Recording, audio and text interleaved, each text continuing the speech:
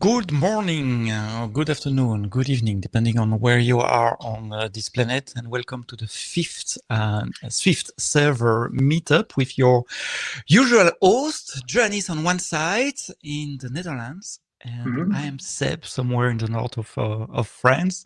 So tell us where you are. You know that we love to read from the comments on which city you are on this planet, if you are amongst the few that are watching this meetup live. But of course, this meetup is recorded as well. It will stay like forever, for the eternity on YouTube. So please share it with your colleagues, with your friends, so that they can have access to it as well, and maybe subscribe for the next one as well. We have a small change in agenda, as you might have seen from the banner. We are still going to talk about embedded Swift and Swift on ESP32 with Juraj in a minute, but Max could not be with us tonight. We'll try to reschedule Max for another meetup, probably in September or later this year. And instead, Janice, you've traveled to California recently. There was like a developer event or something like that in California? Yeah, there was a bit of an event somewhere in Cupertino. I don't recall what the name was, but I think many people are familiar. It's called WWDC. And I was at WWDC this year. I also went to neighboring events. I'm going to show you a bit about what's new in the Swift ecosystem, what's changed, and most importantly, what the next steps are for you as a developer in the Swift ecosystem. And we have people from all around the world. Greencastle, Pennsylvania in the US, in LA, California right now, 10 a.m. On Zeiss in Czech Republic, I guess it's the same time as here, 7 p.m. UK, Bristol, UK, Paris, France, hello Frank. Reading in UK, Tucson in Arizona, Steven from Belgium. Yeah. Some well-known names. Another Steve many community members. Ottawa. All right. So yes, first part, a small recap from WWDC. All right. So I think many people that are part of the Swift community haven't really missed this, but I wanted to highlight it nonetheless. Swift has a brand new homepage, swift.org. It's got a beautiful new design. And if you look at the bottom there, there are some use cases for Swift on the homepage now. And the three main highlighted use cases are cloud services, command line, and embedded. So I think this really emphasizes Apple's directions with positioning Swift as a more broad, general purpose language, even outside of iOS and macOS.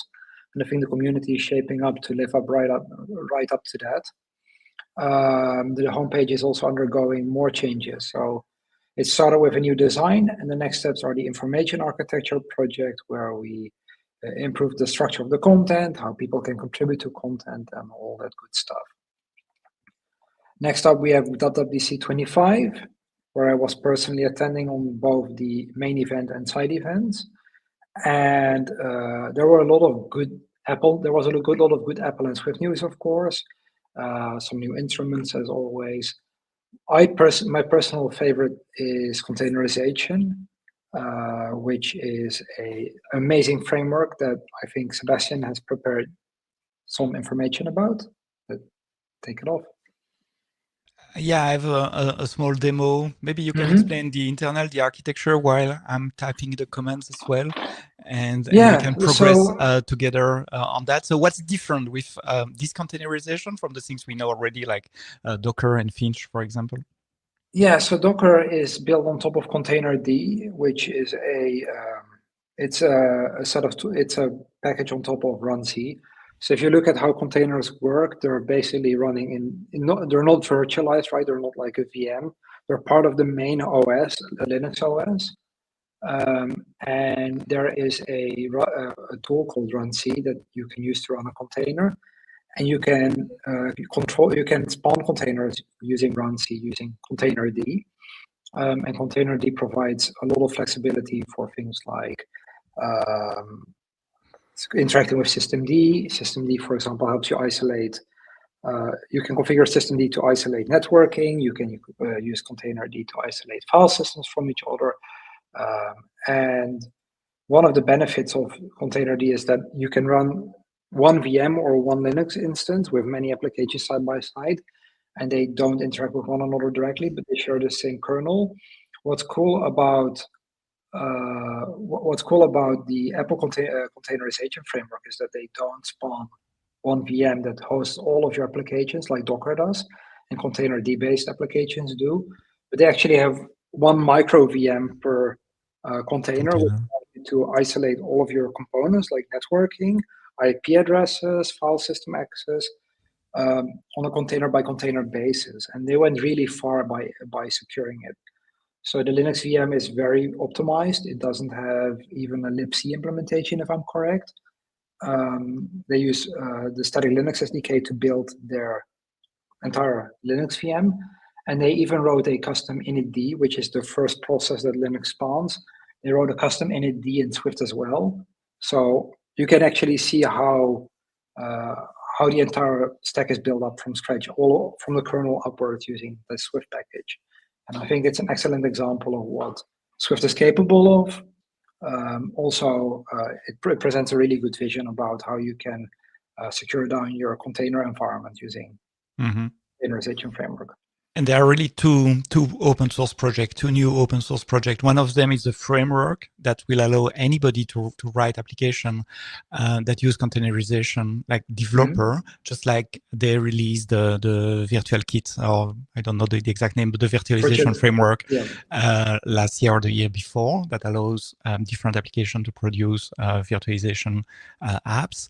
And then there is another project, which is the command line interface, which is kind of a Docker-like replacement with the same signature, the same argument. It's very easy to use if you're familiar with Docker. So let me show you how it works.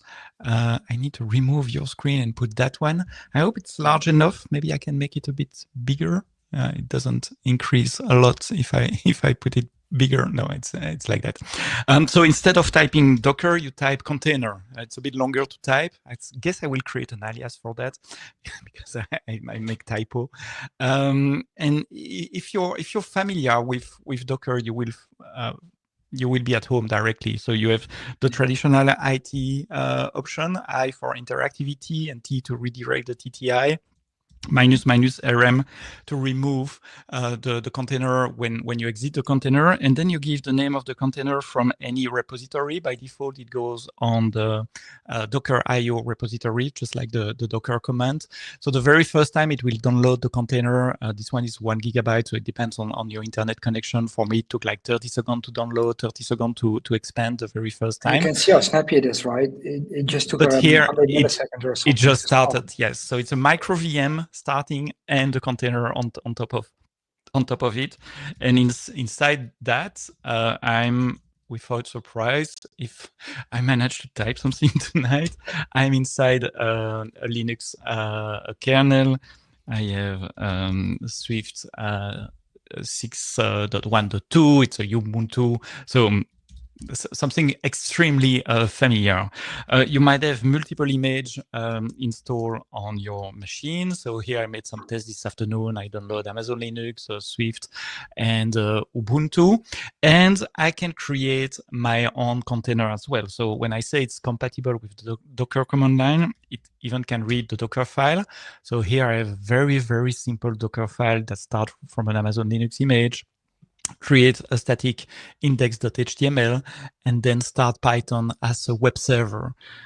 So I can build an image based on that, just like I would do with Docker, using build -t, the tag I want to use for this, and the directory where is my Docker file.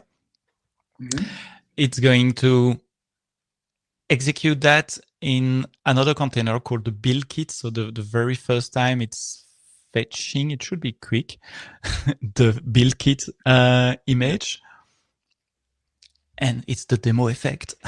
Yes, of course. So it should build the image, and it should be pretty quick.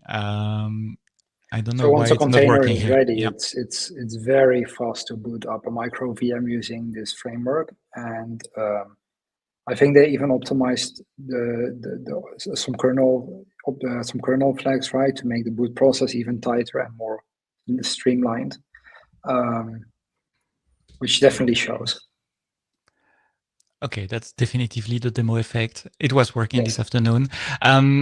Something to mention, it's really designed for macOS 26 that will be available probably later this year. It runs on 15. This is Sequoia, so 15.5. I have some caveat in terms of networking. So right now you cannot have networking between two containers.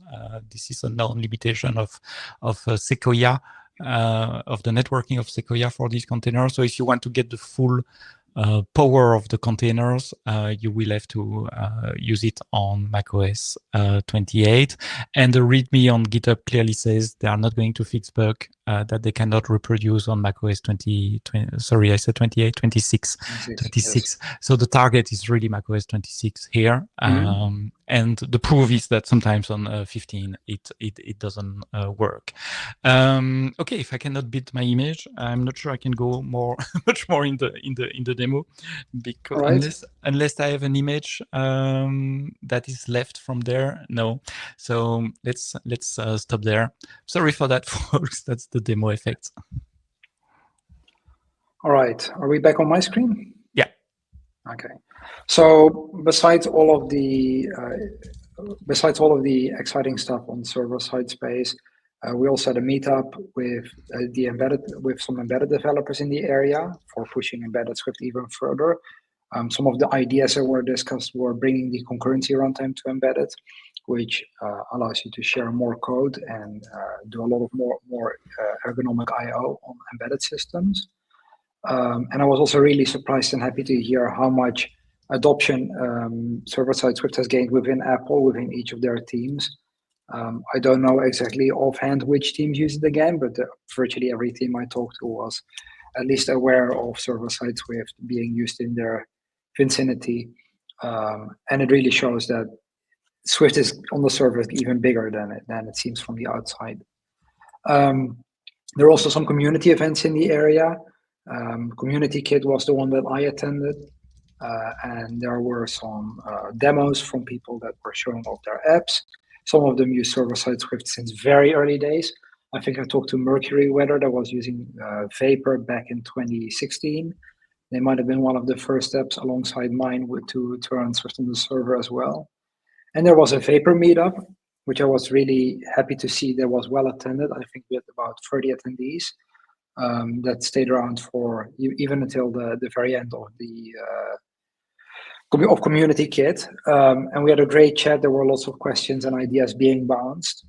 And of course, the most important thing when you download the new Xcode beta is that we have a new Swift 6.2 with a ton of new features and lots of activity in the ecosystem. My personal favorite is Span. Span will allow us to kind of abstract away the concept of byte buffers or bag of byte types. So right now, if you have a bag of bytes, let's say some JSON data, you need to convert it from, if you receive it from Swift Neo, it will be a byte buffer. If you receive it from Foundation, it will be a data type, Foundation data. Some other libraries will prefer arrays of uint8. Then other APIs, again, use unsafe buffer pointer when they're originally written in C or C++. And Span is really cool in that it's a safe way to interact with all of these types at the same time by using lifetime dependency annotations, which means that while you're consuming a span represents like a contiguous buffer, like an array or all of these previously mentioned types. You cannot use the old type while you're accessing the span. So this prevents you from having simultaneous access to the same region in memory, which is really good for stability. And at the same time, Span provides an abstraction over these types, which means that you can write a JSON library like JSON decoder using spans. And rather than having to copy the data out to all these conversion types and other currency types, you can now use convert it into a span and use just the span all throughout all of these SDKs. So this will bring like iOS, embedded, and Linux all closer together into this ecosystem. There was also a recent forum post about macros being optimized. There are now pre-built implementations of the Swift syntax library, which means that for starting Swift 6.2, when it's enabled by default, you don't need to compile the whole Swift syntax library anymore. You can just dive straight into using the Swift syntax dependency, but it will use a pre-built implementation of this library for you. It will download it if necessary as well. And this will skip so much compile time and make it so much easier for you to start adopting macros and libraries like Fluent, which have been waiting for that for ages. Also really big for Swift on the server are some concurrency improvements. The most notable two are performance optimizations that were hindering us for the better part of 2 years. And this will, I haven't done the benchmarks thoroughly enough yet, but this should be improving the performance of modern structured concurrency-based libraries like Hummingbird 2, without any changes in either the libraries and not in your code either. It's just part of the runtime. Very good news. Not directly related to Swift on the server is that the WASM vision was accepted, and there is a WASM SDK on Swift.org right now. This means that you can use Swift in the web browser or on some various cloud hosting platforms that use WebAssembly binaries to isolate your code. Swift Java, I believe, got JNI support, and I've already heard some adoption in this Android community, which is also growing with an Android community work group, hopefully being formalized into a proper work group soon. And then the embedded Swift community has been doing some exciting stuff around documentation and tooling. And more about embedded Swift, we have Juraj. In a second, we have a few questions, Janice. Sure, go ahead. From Excel, containerization is more of a jail system.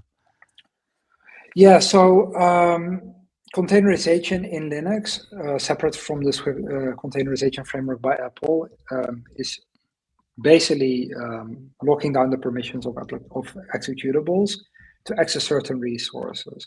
So for example, in Linux, you can limit the amount of memory usage of an application or using C groups. You can also configure a C group to limit access to disk or various other resources that are available in the kernel. And all these applications, they run under the same operating system, but they don't have full access to the system like most traditional hosting solutions would have. Containerization framework is different in that not only do they isolate containers a more traditional way, they also spawn a micro VM per container, which means that even if they hypothetically break out of their containerization or get more access to the file systems or resources than they're supposed to, they still can't get physical access to these resources, even supposedly if they break out of those barriers. Yeah, the level of isolation between containers is much higher than with container D, because each container runs in its own micro VM. I don't know if you know Colima. I don't know Colima. I just went to Google it while you were talking.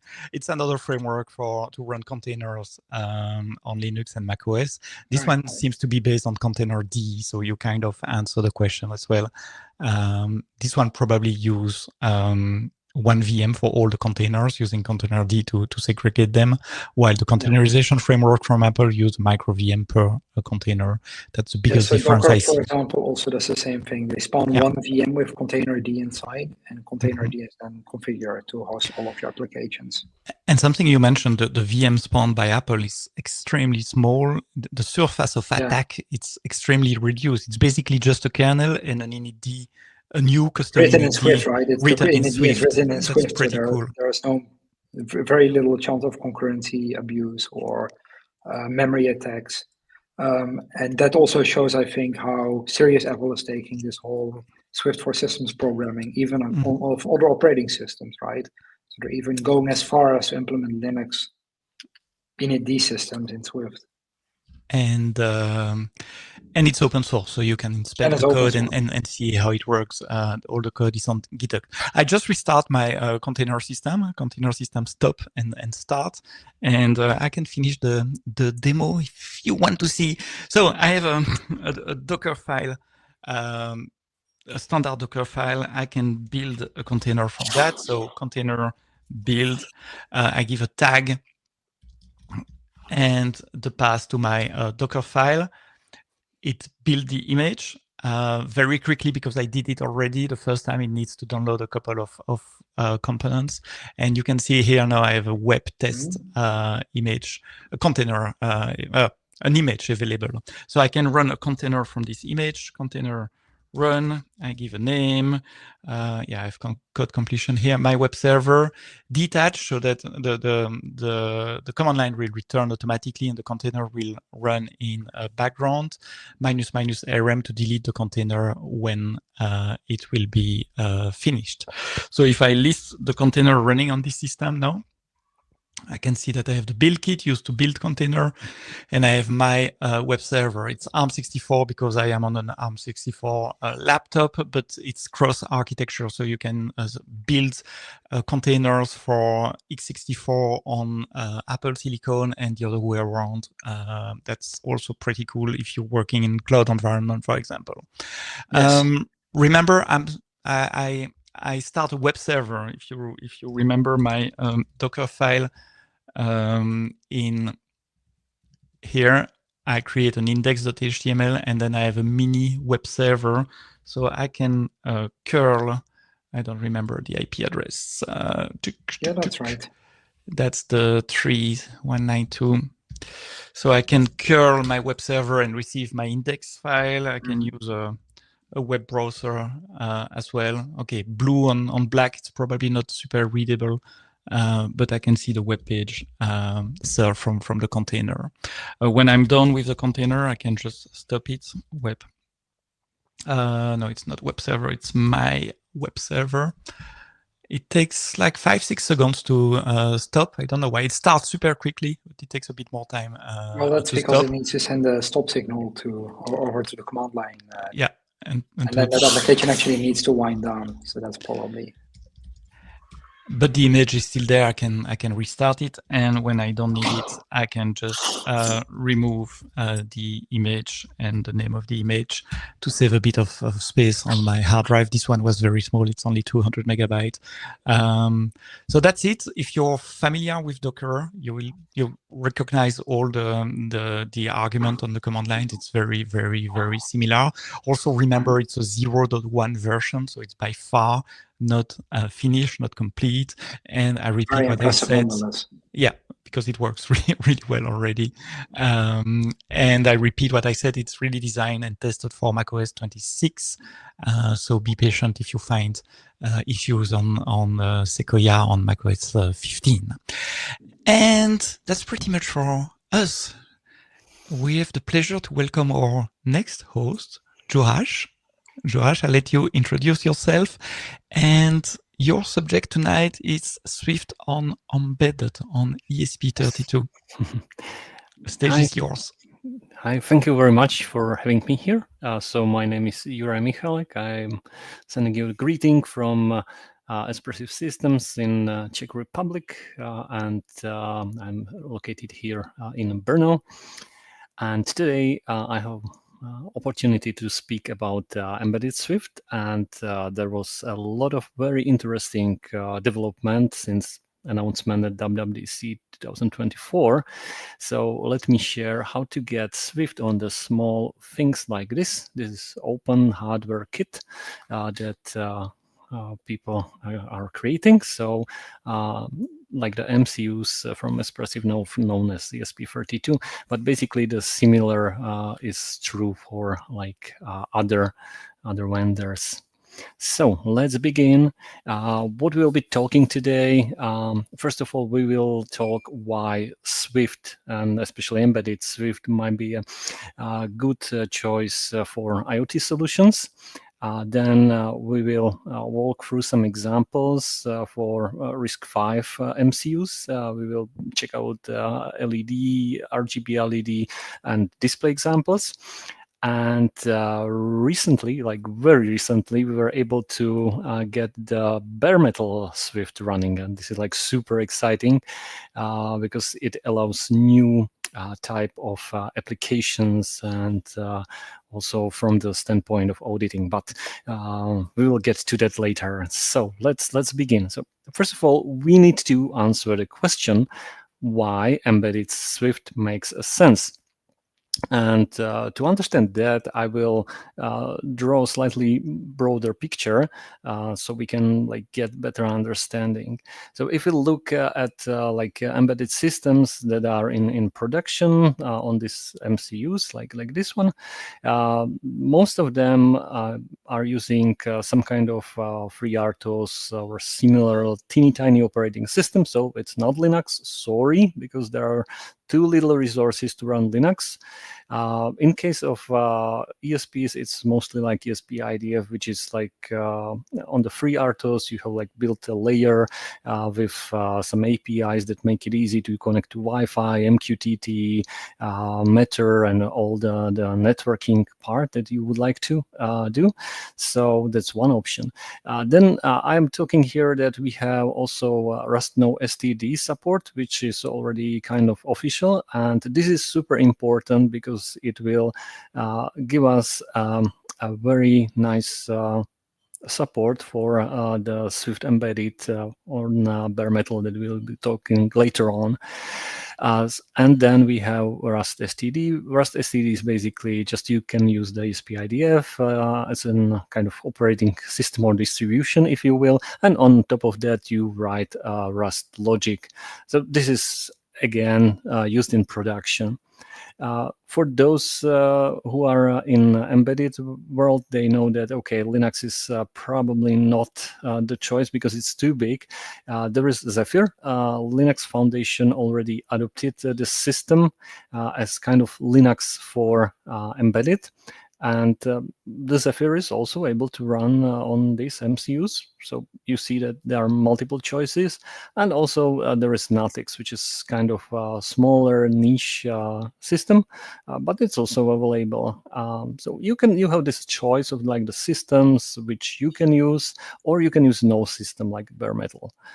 And let's look at the perspective of Cyber Resilient Act. So how languages fit. So we started long time ago, or not long time ago, several years ago, with Rust and Espressif to make it first class citizen in the ecosystem, in the embedded ecosystem. Because if you look at the embedded ecosystem, mostly it's just the C or C++, and that's basically it. There are not much other choice. You may heard of Arduino, mostly used in kind of hobby project, sometime in production, but very little. And Arduino itself is basically just kind of flavor of C. So if you look at the Cyber Resilient Act, which has been established, it requires you to have a certain security standard in place. And already we have this Rust support. And I'm very happy that Swift is joining this group, because now users have choice, because now we can use also Swift on these embedded devices, having a lot of security features, which Swift is bringing to the table. And unlike Rust, which is very hard to learn, and for the beginners, this is pretty tough. And for example, refactoring is pretty tough in Rust. In Swift, it's way easier. And for people who have already Swift skills, it's good news because they can reuse it to some extent. So if we look at C and C++ from the perspective of CRA, this is kind of high burden. We are getting a lot of notification that, okay, some CVE occurred, and there is a security risk. And if you have embedded system deployed in the field and you have, I don't know, 100,000 of these units, and there is a security issue, then you have a huge problem. So that's the reason why it's good to consider more safer technologies that has the protection of memory and so on. I put here also the Python. Python is very popular for research and so on. Yeah, but for security standpoint of an embedded system, it has dynamic runtime, and it's not completely easy to audit what is going on. You can, but it costs effort. So we see that, okay, there might be some reason why to consider Swift also for embedded devices. And at our developer portal, developer.espressif.com, you can find a few articles that I wrote. The first one, Build Embedded Swift for C6, is basically based on WWDC 24 talk that Kuba Mraček did. And this is kind of walkthrough with some edit comments, how to get the stuff running. And I was also doing some presentation at DoIOS in Amsterdam, so you can find the recording at YouTube. Okay, so how it looks like if you'd like to develop for embedded devices. Basically, you can go to github.com swift-lang, just Swift embedded examples, and try to build an example. So let's start with the very first example, LED blink.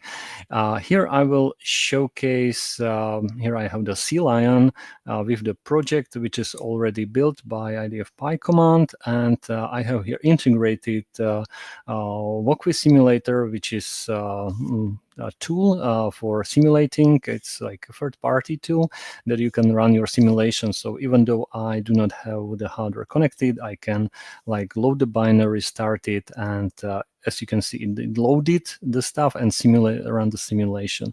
So this is very handy. It's something similar to QEMU, but unlike QEMU, you can see also the diagram. So it's very handy. If I hit pause button, I can see also the state of different GPIOs, which is very good for some debugging if you are trying to figure out what is going on. So we see, okay, we are able to blink with LED, with Swift. If I show you the code, basically here is the main part. We can see some annotation like app main. Here we are starting. Here is some while loop, which is calling let, and in the let Swift we have some implementation that is talking to GPIO set level, which is calling underlying C code from ESP-IDF, then that is setting up the state of the GPIO, which caused the blinking.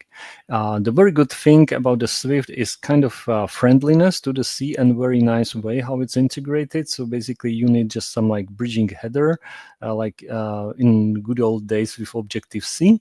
So the same concept is here. And basically this allows you to get to the functions from the underlying operating system. Okay. So that's the first example. Let's move to next example. In the same repo, you can find ESP LED strip SDK. This is slightly more complex. So let me explain you some other concept that is important to understand when developing embedded system. So, okay, let's run the simulation. You can see, okay, here some colors are changing, just the gamma is not very high, but if you plug it to the real hardware, it will be pretty bright. So you can see, okay, LED, smart LED strip is changing the color. So you can make fancy lighting with Swift. And here, if we look at the source code, suddenly we can notice that there is a new directory, so-called managed components. This is a very cool way how if you have reliance on C libraries, in case of ESP-IDF, these components are managed for you. Basically, it means that you just add some file like here, IDF component YAML, and this YAML describes, okay, I would like to use LED strip. And if you are working with C, you know that like assembling a C project is like extremely complex. From other systems like Node.js, you have a package manager like npm install and done. So in case of ESP-IDF, there is something similar to that. It was developed, and basically you just describe this thing here. It will grab the package from internet and put it here. So here is the LED strip, here's the full source code, including the example, how you can interact with the LED strip. So this is very nice because you do not need to care about it, and it's being updated. And basically, if you look at ESP-IDF, it's kind of divided into components. Main is one component, and manage components directory contains components. And there can be also directory components, which is kind of local copy of any component. Okay, so enough about components. Let's move to the next slide with the component registry. This is very handy thing. Let me share it with you here.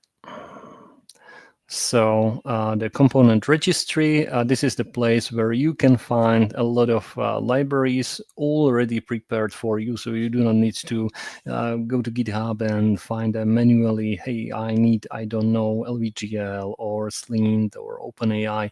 You can just go to that component like LittleFS. Here's the explanation.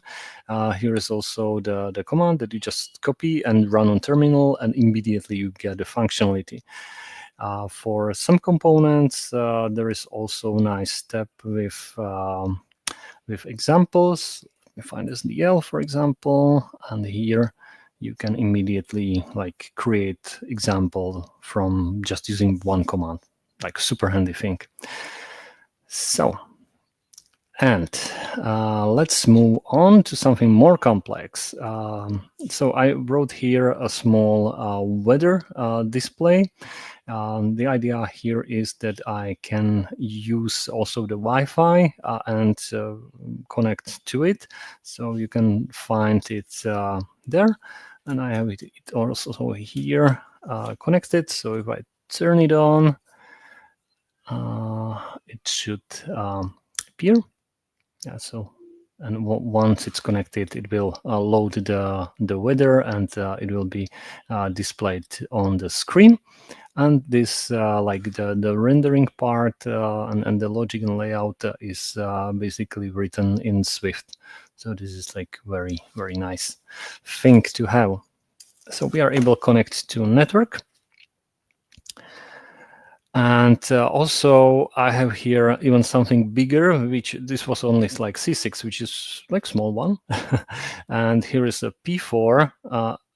If you look at it, it has kind of form factor like a Raspberry Pi. Basically, it has the same layout, and it's featuring this P4 here, which is very powerful dual core MCU, which has like a lot of compute, and the display here is connected using MIPI-DSI, so I am able to address even this big display, and it's upside down. Here you can see flying things on the screen, which are sprites. So this is just a demo that we are able to run even sprites there. And the funny thing is, let me try this thing. Yes, it will work. We are able to simulate even this huge display with Wokwi, and Wokwi is able to load even the binary like from GitHub releases. So this is very nice if you need to share like simulation of the state. You just like put it into URL and it will load, and then it starts drawing the thing. So it's here. Okay. So if we look at this example, find it.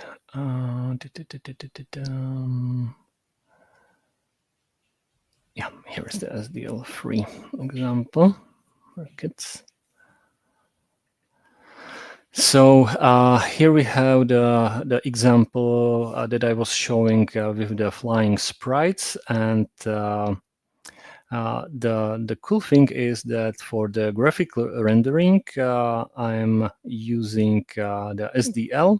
So if you like to use this C library, you basically like specify the SDL here, and then you can call from Swift the rendering functions from SDL. So those who are coming from, I don't know, Linux world and know Half-Life, the first version of the game, it was actually using the SDL. The same library can run on MCUs, and on top of it, you can write the wrapper and the business logic in Swift.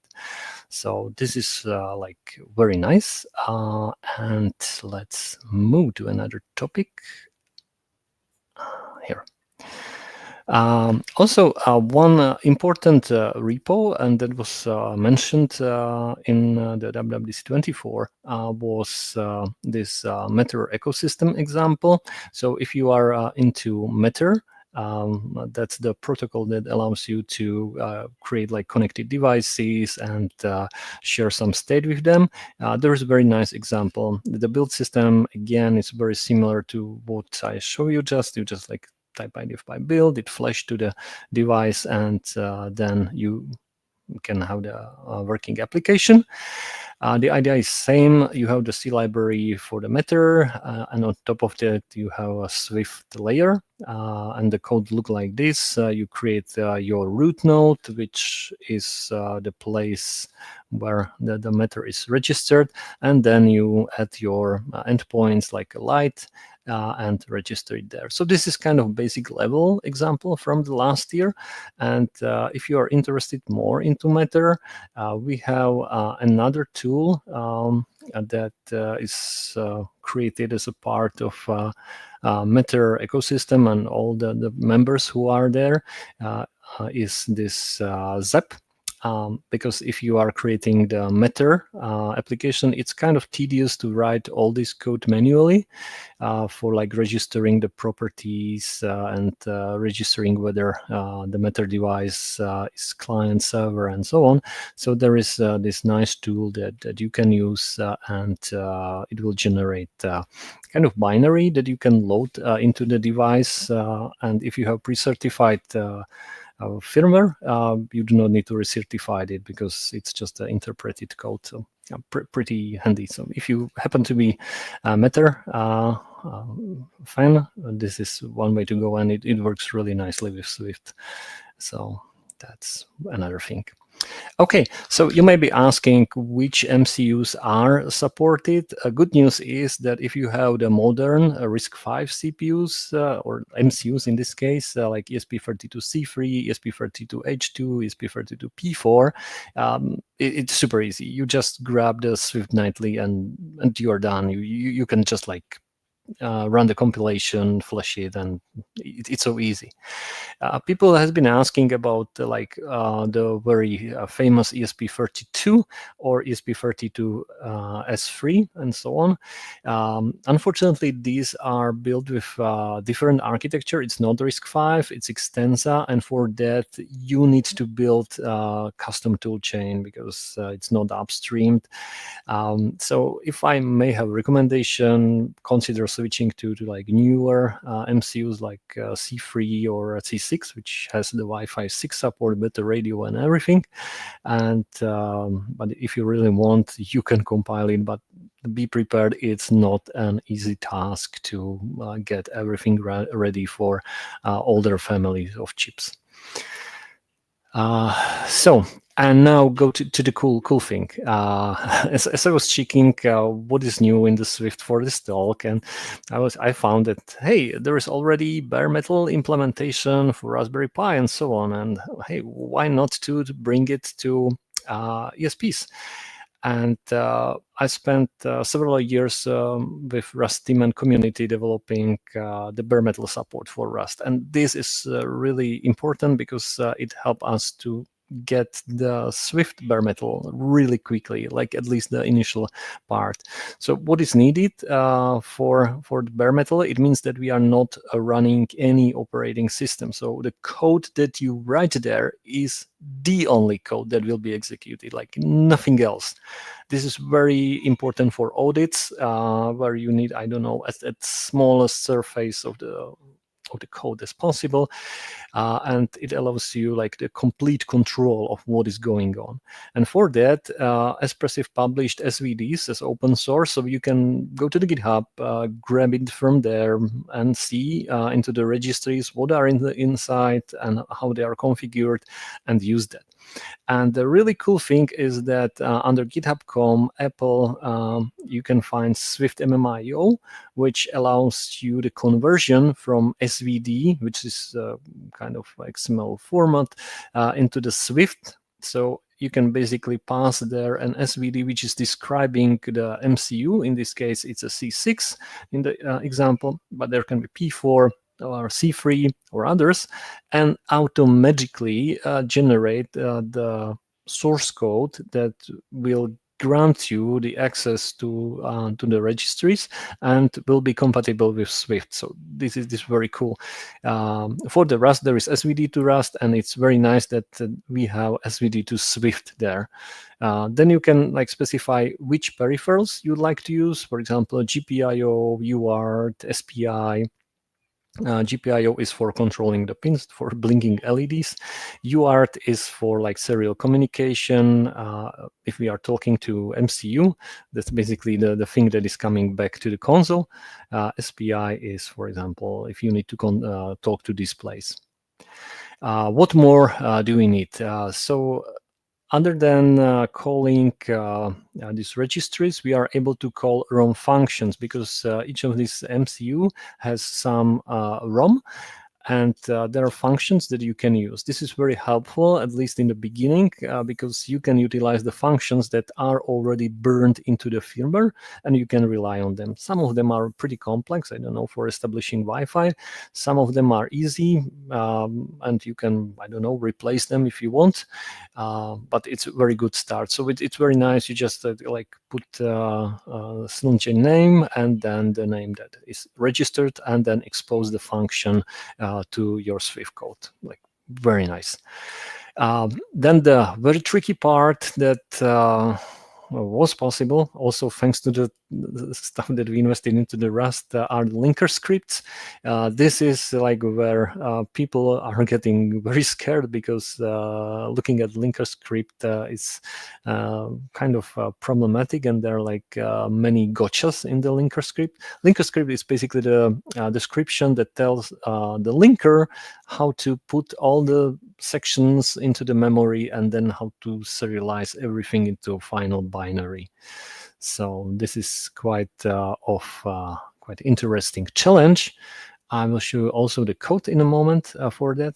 And for ESP, there was necessary to do one additional step, and that was so-called app descriptor for bootloader, because if you run this thing, there is actually bootloader, and this bootloader has like several functions, and it allows you to, I don't know, check whether the firmware that you are booting is original, whether it was not tampered, whether the signature is correct, or whether there is like failed boot because of failed over-the-air update, and you need to roll back to previous version. So the bootloader is like pretty smart thing, and we need to write small code for that.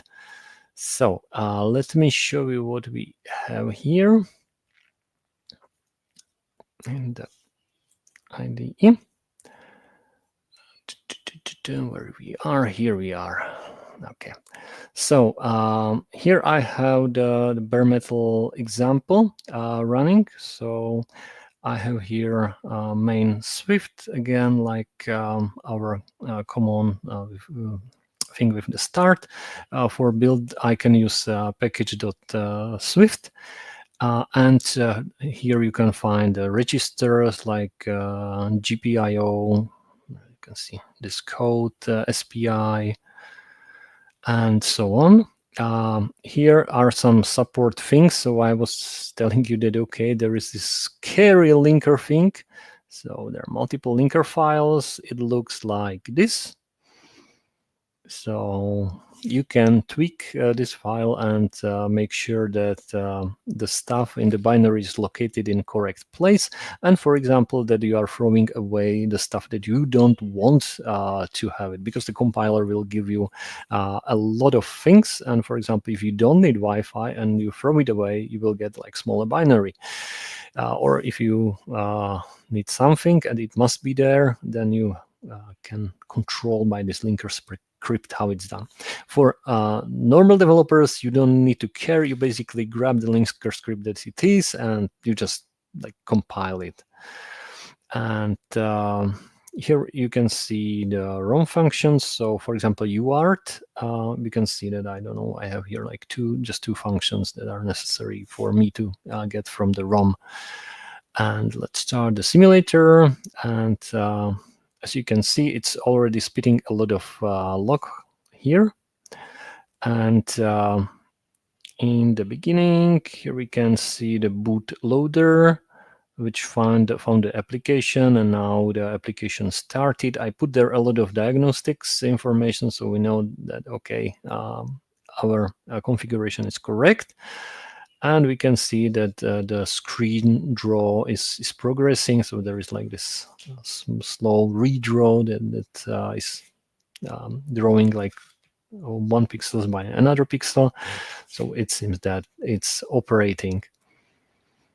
And again, I was mentioning that here we can have if you hit the pause button, we can see, yeah, here also the state of GPIOs, which is handy, because if you have just like the device, and then you need oscilloscope to like see what is going on with the simulator, it's way better and way easier.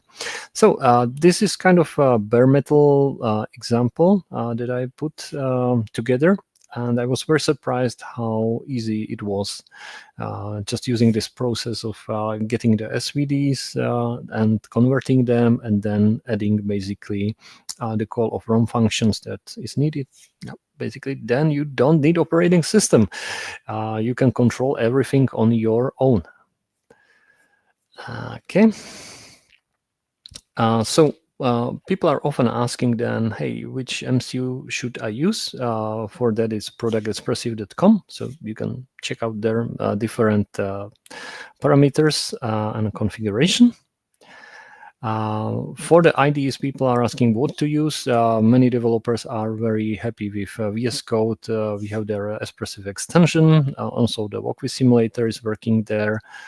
The guys from automotive, they prefer Espressif IDEs, but it's kind of different IDE. And also JetBrains has very nice support with the CLion, and which plays very nicely with Swift. So if you happen to be in this part, yeah, can use it. Okay, some tips and tricks. Let's jump to one typical comment that people say, hey, I bricked ESP. It's not so easy. You are not able to break ESP. What happens in many times is that the MCU has two modes. One is so-called boot mode, and one is for running the application. And what happens sometimes is that the application kind of crashed, and you are not able to talk through serial to that device. And for that, it's very easy procedure. You just push the boot button, hit the reset, and then release it, and you will get into the boot mode again, and you are able to flash the firmware. So this is kind of small tip that I'm giving here. So if you happen to have MCU and you are fearing that you bricked it, probably it's just because it just firmware crashed and you need to go to boot mode. Additional thing, if you are playing with DuPonts, I would like to recommend checking out this ancient thing. It's a wire wrap tool, very simple tool that allows you to wire wrap here, like connect the wires without using DuPonts. So we basically rotate it, and then it's wired on the pin. This is very handy because you can have different sizes and it holds, and you can have also multiple wires on the same pin. This is a very ancient technique. It was used in PDP computer, so it's kind of very, very useful. I find this tip very useful, so that's one reason why I'm sharing it. Okay, some other interesting stuff that you can find on my YouTube channel is also so-called target wait time. With this Wi-Fi 6, there is an option to configure the firmware to decrease the frequency, how often it talks to the access point. This is very handy because it saves you the power. So if you are battery operated, check it out, and basically you can use Swift on top of ESP IDF in a very efficient way to talk to the access point without need to burn a lot of energy. So here at the end you can see the target wait time is kicking in and saving some power. Okay, and since Espressif is about open source and open hardware, you can find one of our dev kits. We named it like ESP Rust board back then, but feel free to clone it and make a Swift board with it. It's available on our GitHub, this thing. So if you happen to be in Brno, just let us know, and we'll be happy if you come around and say hello. And I would like also to mention that we have this Espressif Developer Conference. You can find there a lot of material regarding the MCUs, and also this year we are planning to record new ones. So call for paper is open. And if you happen to be in Germany the next year, see you at Embedded World. Yes. And if you like some special demos, this is not Swift, but maybe somebody can write a Swift version. You can find OpenTeria and Doom and even Quake 1, which is able to run on MCUs on our GitHub. So yeah, that's it. So please, questions. Thank you. There are just 3 questions. One that has been answered by Axel already. It was at the beginning of your talk. If you're speaking of Arduino, will Swift run there as well? The answer from Axel was yes. You have something to add to that answer? Yes, that's a very correct answer. And also Arduino as a producer of dev kits. Some of their dev kits actually are running with ESPs. So in that case, you can even use all the GitHub links and build firmware directly with Swift. So and speaking of Arduino, there is also at this component registry component for Arduino. So if you happen to have the Arduino board with ESP on board, you can use this component to kind of interact it with like different languages, because you just like have some logic in one language, some logic in another. And for multi-core MCUs, it's possible to run one core with one technology, like, I don't know, Rust, and second core can run the, I don't know, business application with Swift. So it's possible to use even this like separation of like different application of different cores. So yeah, that's just to add to it. I think you answered the two other questions as well. Oh. One is about the type of chip 32B RISC-V. You answered that one, but not the second part of the question. Yes, actually, I was a little bit curious whether it will work because I've seen this RISC-V 32 non EABI, and in Rust there is different triple. There is RISC-V IMAC unknown non-ELF, and it required just the additional step. Basically, if you produce EAB, then it requires a call of the tool to convert it to the final ELF, and then it's flashable. So you can find it in the repo that I was sharing. That there is a command for build, and then the second command for converting this binary produced by linker into the format that is acceptable by MCU. It's just basically like shrink down version of it. So yeah, you can use RISC-V non EABI and then do one transformation step. And you also answer about C-Lion. So yeah, the C-Lion, since a lot of stuff is around the ESP IDF is in C, I'm using it. Swift is kind of decent. You can ask them, ask C-Lion guys to like do the support even better. But as I said, people are using whatever editor they suit to them. So it's. And there's also a community-made plugin, I believe, for Swift that supports Package Manager as well. I think, Sebastian, I sent you the link. You can maybe paste it in the chat. Yes. Where did you send that? Second tab. Oh, sorry. Okay. Yeah. Got it. So, yeah, I know that some people from Apple even have used it in the past, and they were quite happy with the support for Swift on JetBrains IDEs. Yeah, and as we are sharing links, I also posted the link of the ESP32 Swift bare metal repo. So basically, you can find there in the make file the second step that I was mentioning for conversion to like final binary. I use their makefile just for convenience to make things quick. I plan to rewrite it to like a more proper build system. PRs are I have welcome. a question for you, actually. Yeah, sure.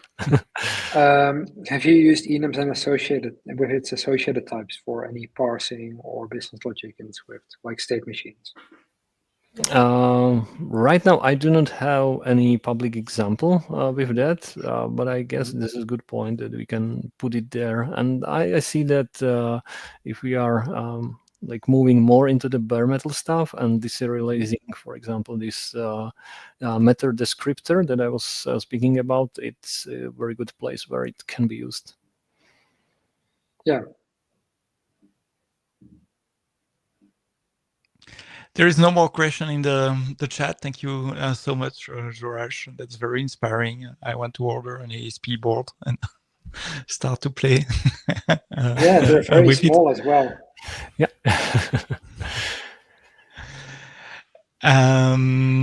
Thank you for all of you that were here until the end.